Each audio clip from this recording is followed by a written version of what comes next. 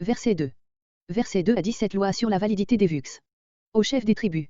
Comme il s'agit d'une question de droit civil, Moïse s'adresse aux représentants du pouvoir civil et il pose la règle d'après laquelle ils auront à juger les cas qui leur seront soumis.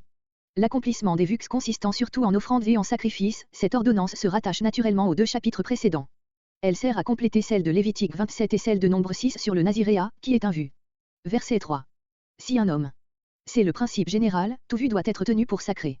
Ce principe ne peut être restreint que dans son application à la femme, versets 4 à 17, qui n'a pas l'indépendance de l'homme. Un VU à l'Éternel. La loi distingue 2 sortes d'engagement, celui par lequel l'homme voue quelque chose à l'Éternel et celui par lequel il s'impose un renoncement, verset 14. Tout ce qui est sorti de sa bouche. C'est le terme technique, tout engagement pris par lui, quelle qu'en soit la teneur.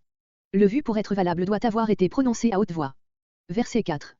Verset 4 à 6 Premier cas, la jeune fille dans la maison paternelle. Verset 5. Garde le silence. Ce silence est comme la sanction paternelle accordée au VU. Verset 6. Le jour où il l'apprend. Lors même que l'engagement d'abstinence serait déjà en cours d'exécution. Verset 7. Verset 7 à 9 Second cas, la jeune fille qui se marie étant déjà liée par un VU. Verset 8. Et que son mari l'apprenne. Le mari prend la place du père. Verset 10. Troisième cas, la femme veuve ou répudiée. Veuve ou répudiée. Si la femme était indépendante, ses VUX sont en tout cas valables, elle ne rentre pas sous l'autorité paternelle. Verset 11. Verset 11 à 16 Quatrième cas, l'engagement pris par une femme mariée. Les VUX ou engagements ne sont valables qu'autant que le mari ne les annule pas. Verset 16. Il se charge de la faute.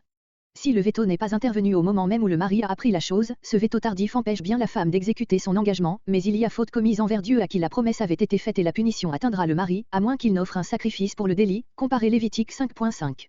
Verset 17. Un seul cas n'est pas mentionné, celui d'une fille demeurant dans la maison paternelle au-delà de l'adolescence, sans s'être mariée, on se demande si elle arrivait à l'indépendance. La loi se tait sur ce point. Ce résumé ne tient aucun compte du verset 3 qui n'était là que pour rappeler la règle générale.